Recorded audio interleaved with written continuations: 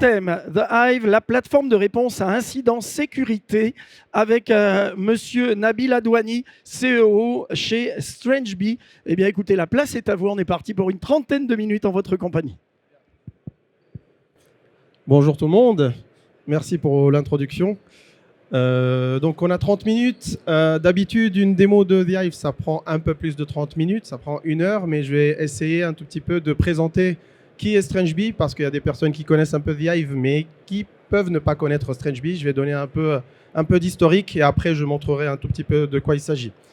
Donc, je m'appelle Nabil Adouani. Je suis cofondateur et CEO de StrangeBee.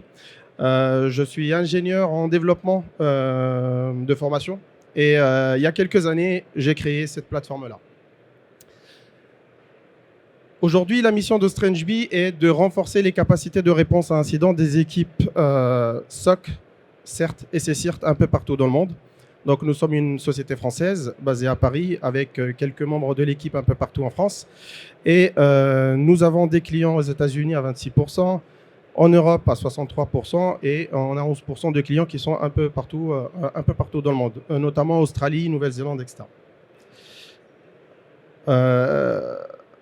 StrangeBee, en fait, on fait partie des sociétés françaises qui sont bootstrappées, ça veut dire autofinancées.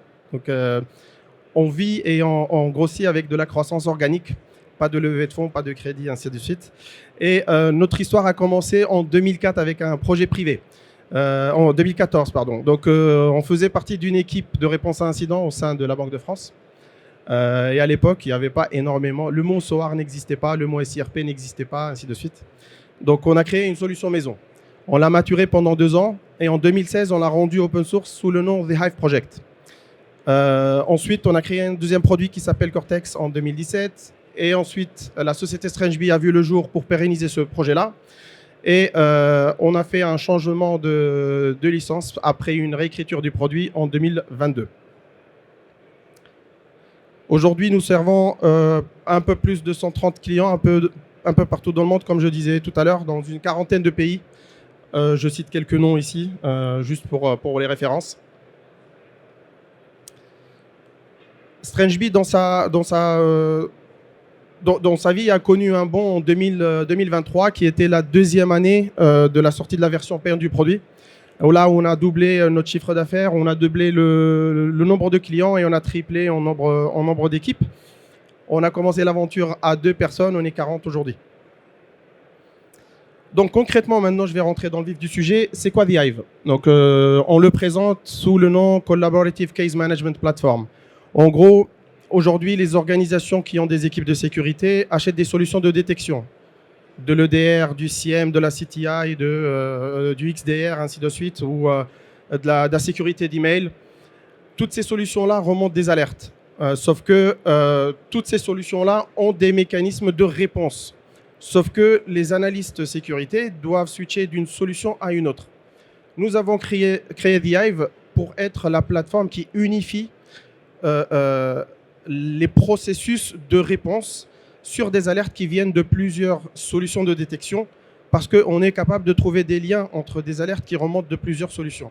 On peut trouver un lien, par exemple, par une alerte qui pop sur un EDR et qui a commencé par un mail, qui a peut-être eu une classification sur la plateforme de sécurisation d'emailing, etc.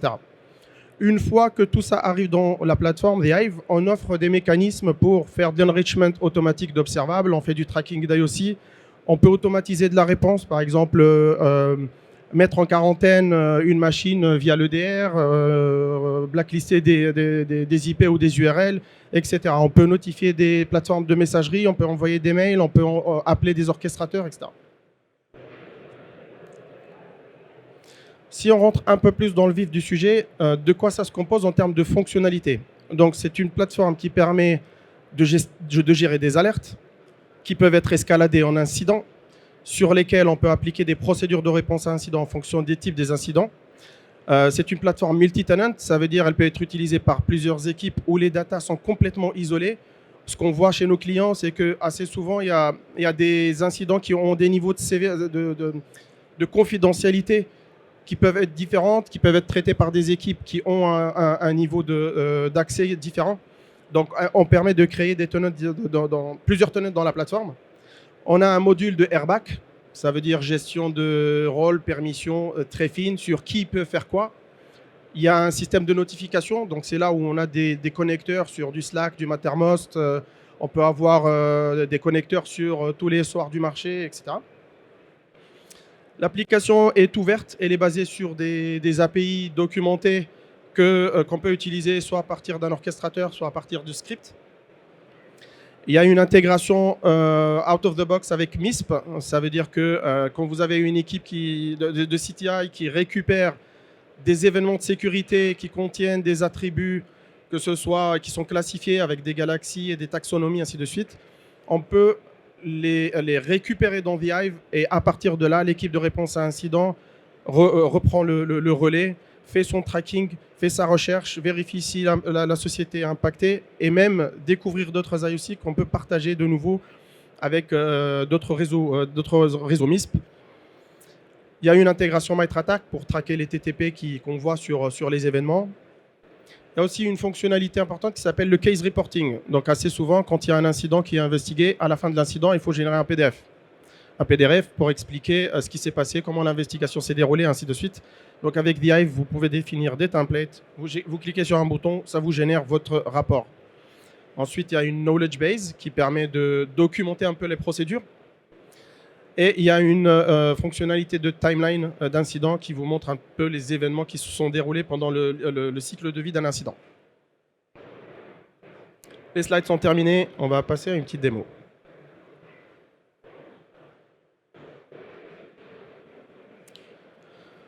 Donc concrètement, comment ça se passe?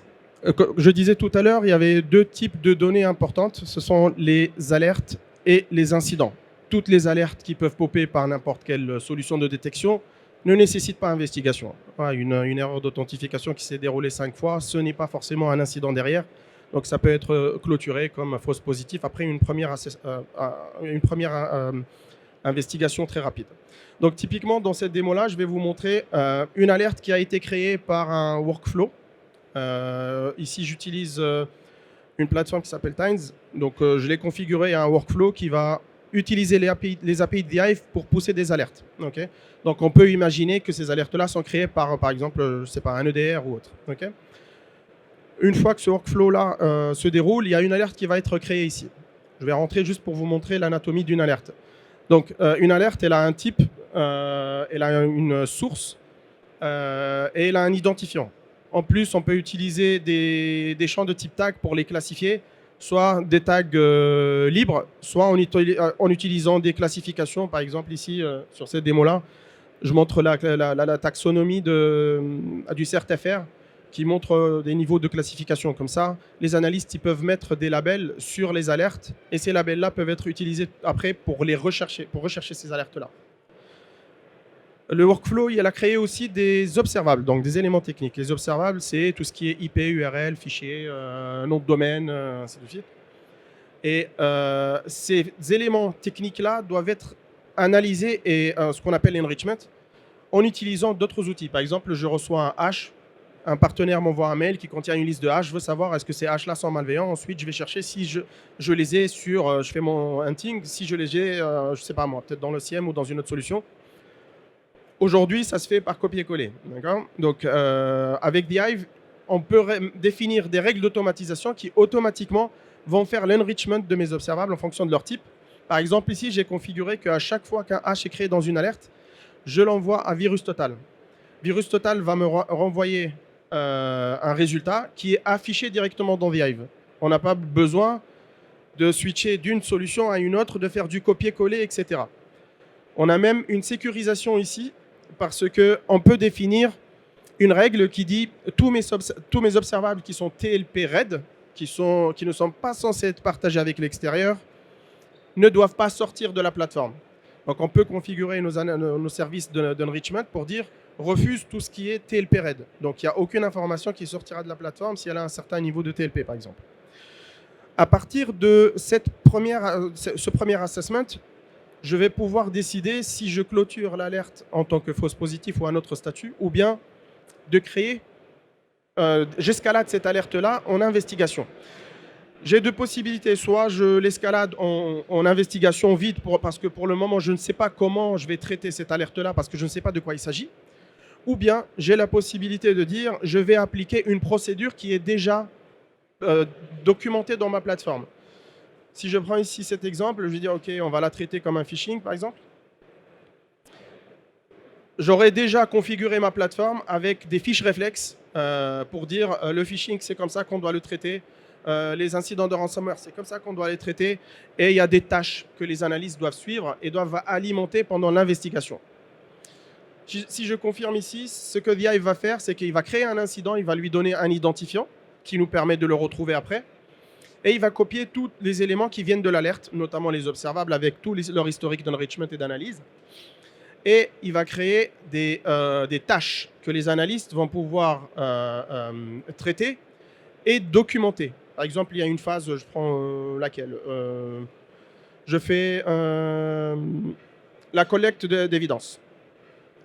Ici, il y a un analyste qui va prendre cette tâche-là. Il sera assigné, donc l'incident handler peut savoir qui travaille sur cette tâche. Et pendant cette collecte d'évidence, l'analyste va dire ce qu'il a trouvé et il peut même attacher des documents qui sont les évidences. Ça peut être des screenshots, ça peut être des logs, des raw logs, ça peut être un screenshot du CIEM, ainsi de suite. Et avec cette fonctionnalité de tâche, on peut savoir qui travaille sur quoi, donc on évite le double travail. Si par exemple il y a un malware à analyser, ça ne sert à rien que deux personnes analysent ce malware. Donc on voit qui traite cette analyse-là. Donc ça donne de la visibilité à l'incident handler pour organiser l'investigation de cet incident-là.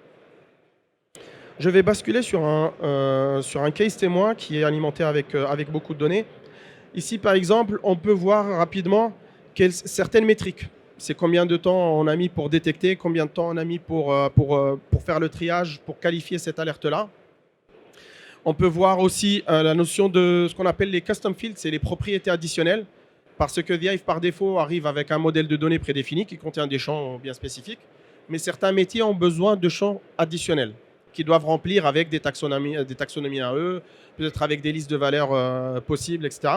Donc, on a la possibilité de créer des champs personnalisés.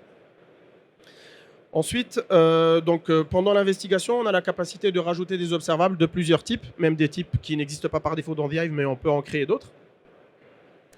On peut même faire de l'import en bulk de plusieurs centaines d'observables, ainsi de suite.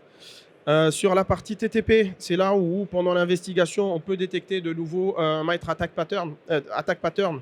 Les TTP, ça veut dire tactique, technique et procédure. Et The Hive vous permet de rajouter, d'alimenter votre incident en fonction de votre investigation et même mettre une procédure et expliquer ce qui a été vu autour de cette tactique-là. Il y a aussi une rubrique de visualisation, c'est ce qu'on appelle la timeline d'investigation. En fait, cette fonctionnalité permet de très rapidement voir ce qui s'est passé sur le temps, quand est-ce que les alertes ont popé, quand est-ce que la réponse à incident a commencé, quand est-ce que les MITRE attack patterns ont été vus, où est-ce qu'on a découvert les observables malveillants durant notre tracking, etc. Il y a une vue avec toutes les données qui sont triées par temps, et ces informations-là peuvent être exportées et utilisées par d'autres plateformes.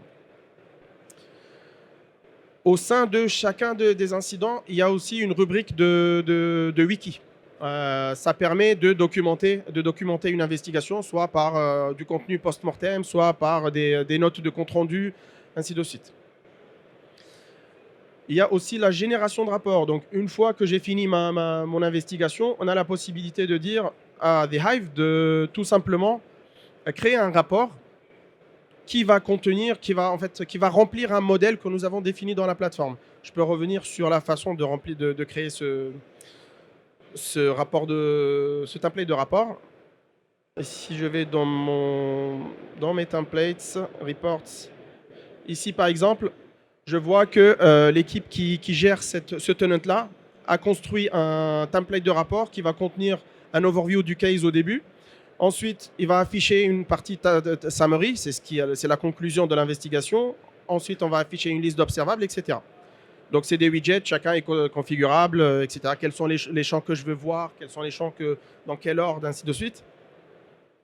Et ce template-là, si je reviens à mon incident numéro 1, et ce rapport que j'ai généré, donc en fait, il est à la volée il est alimenté avec les données de chaque incident. Il y a une fonctionnalité aussi qui permet de... Des fois, on a une alerte, on reçoit un mail qui contient des IP, mais on ne sait pas exactement de quel contexte il s'agit, on ne sait pas de quoi il s'agit derrière, c'est quoi comme type d'attaque, et on ne sait pas quelle procédure appliquer au début. D'accord ? Donc, on a la possibilité de dire, je vais commencer par une première tâche qui me permet juste de comprendre de quoi il s'agit, et après, une fois que j'ai compris le type d'incident, j'applique une procédure. Et une procédure, c'est un ensemble de tâches que les analystes doivent suivre. Certaines peuvent être marquées comme obligatoires, pas obligatoires, etc.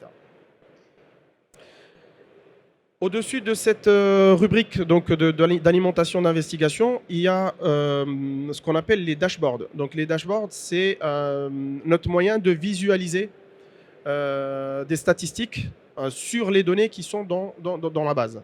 Typiquement, je peux avoir des visualisations qui sont configurables. Ce dashboard-là, je peux le configurer, je peux éditer ce que je veux afficher. Est-ce que je veux afficher une classification des cases par tel type de champ, sur tel type de champ date, ainsi de suite.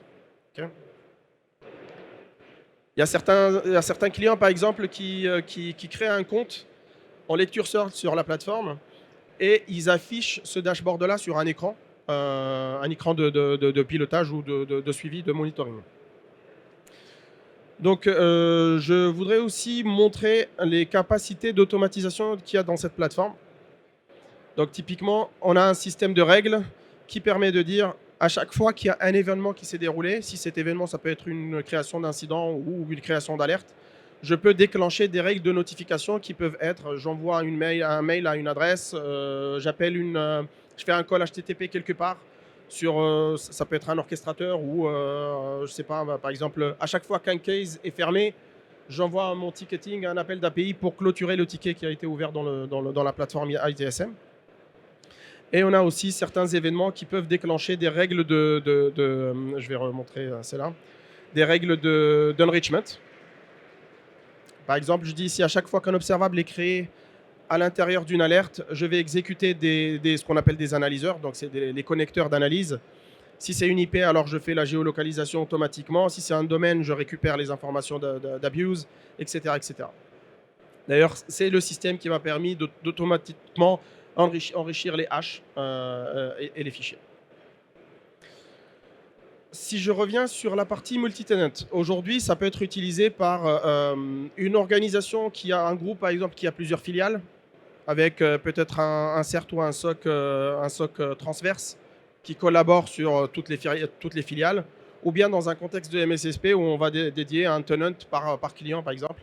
Comme ça, on isole les données de chaque client de l'autre. Pour revenir sur quelques mécanismes de configuration, c'est une plateforme qui permet de l'authentification, par exemple, par LDAP, Active Directory, OpenID Connect, par exemple un Keycloak ou un compte Okta, et il y a aussi SAML comme méthode d'authentification. Tout est configurable dans la plateforme. Par exemple, si nous, on arrive avec des statuts sur les alertes et les cases, mais si vous avez, en fonction de vos processus, des statuts que vous voulez rajouter, vous pouvez le faire tout simplement parce qu'on part du principe qu'un incident, il a plusieurs étapes. Il a été créé, il est en cours et il a été clôturé. Et dans l'état clôturé, il y a plusieurs possibilités. Ça peut être du true positif, du fausse positif, ainsi de suite. Si je reviens sur... Je vais parler de la collaboration de plusieurs équipes sur un incident. Donc, on peut définir plusieurs organisations, plusieurs tenants, comme je disais tout à l'heure. Mais dans certains cas, on peut avoir besoin de faire collaborer plusieurs équipes sur un même incident. Cette fonctionnalité, c'est ce qu'on appelle le sharing. Donc, le sharing, en gros, pour un incident, je peux dire, je veux le partager avec deux autres organisations et je peux donner des règles qui sont complètement différentes. En faisant ça, cet incident-là, qui est aujourd'hui propriété de mon organisation, il va être visible, il va être rendu visible à d'autres équipes avec des permissions que j'ai décidées.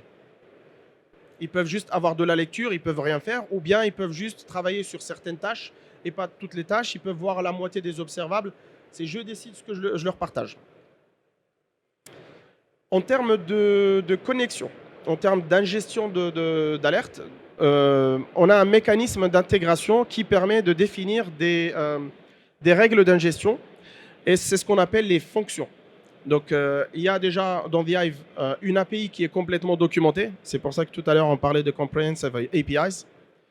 C'est une API qui est documentée automatiquement à partir du code. Donc, à chaque release, cette API cette documentation d'API est mise à jour.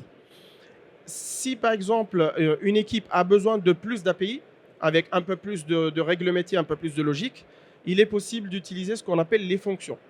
Ici, par exemple, on a défini une fonction qui va permettre de faire l'ingestion d'alertes qui viennent de MS Sentinel, de Microsoft Sentinel. Et on a pris un formatage, un mapping qui nous convient. Donc, il faudrait juste faire pointer Microsoft Sentinel sur cette URL-là, parce que cette fonction, du coup, elle est disponible via une URL authentifiée. Et à chaque fois cette URL authentifiée est appelée, ce code-là va être exécuté par The Hive, donc il va le convertir en alerte The Hive.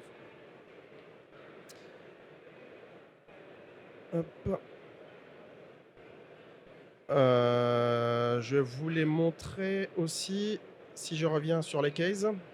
Donc, une fois que j'ai traité mon incident, j'ai aussi la possibilité de le clôturer. The Hive va dire qu'il y a des tâches qui n'ont pas été clôturées, il y a des tâches qui sont obligatoires sur lesquelles les analystes doivent faire quelque chose.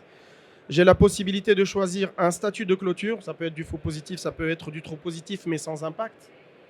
Et il faut renseigner donc un résumé, une summary de la clôture, et renseigner tous les custom fields que vous avez définis. Donc, nous, notre philosophie de la chose, c'est quoi? C'est que un incident, il a un assignee, et c'est ce qu'on appelle un incident handler. D'habitude, il y a des SOC analystes niveau 1, niveau 2, niveau 3, ainsi de suite. La façon avec laquelle on a développé cette solution, c'est que sur un incident, il y a un responsable de l'investigation qui, lui, va dispatcher le travail en fonction de l'équipe et qui va s'assurer que l'investigation est correctement remplie. Parce que derrière, s'il y a du reporting nécessaire, ou si, par exemple, si on veut revenir dans le passé sur comment cet incident a été résolu, on a cette possibilité. Je vais montrer aussi une autre fonctionnalité qui est intéressante, qui est le calcul de similarité. Donc, l'avantage de cette fonctionnalité, c'est que si aujourd'hui je reçois une alerte qui pop par exemple dans l'EDR et qui vient avec un ensemble d'observables, The Hive va me permettre de voir est-ce que cette alerte-là contient des choses qu'on a déjà vues par le passé. Okay, c'est ce qu'on appelle les similar alerts. Typiquement pour cet incident-là, on voit qu'il y a un certain nombre d'alertes qui ont popé dans le passé. Certaines sont in progress et elles partagent un certain nombre d'observables. Okay, à partir de là, je suis capable de dire je vais prendre toutes ces alertes-là et je vais les fusionner pour créer une seule investigation au lieu de 3 investigations. Okay, c'est ce qu'on appelle le merge d'alerte. Je vais être sûr. Combien de temps là? How much? Si par exemple je fais ça. 10 minutes? Ok. Give it a title, sample in cyber alert. Donc là, The Hive, ce qu'il va faire, c'est qu'il va créer une alerte, un incident, pardon. Il va dire qu'il est lié à 3 alertes qui l'ont produit, du coup, et il va récupérer tout l'historique d'observables de ces alertes-là. Okay. Il y a aussi une autre fonctionnalité, si je reviens sur cet incident-là, c'est que tout à l'heure, je parlais des rapports, donc génération de rapports. Vous pouvez générer des rapports à tout moment et les sauvegarder au sein de l'incident. Comme ça, vous pouvez revenir dessus et voir l'évolution de l'incident. Okay, et ces documents-là sont téléchargeables, printables, etc. Je suppose que le monsieur est là, donc il reste 5 minutes. Donc, on va laisser la place pour les questions, s'il y en a.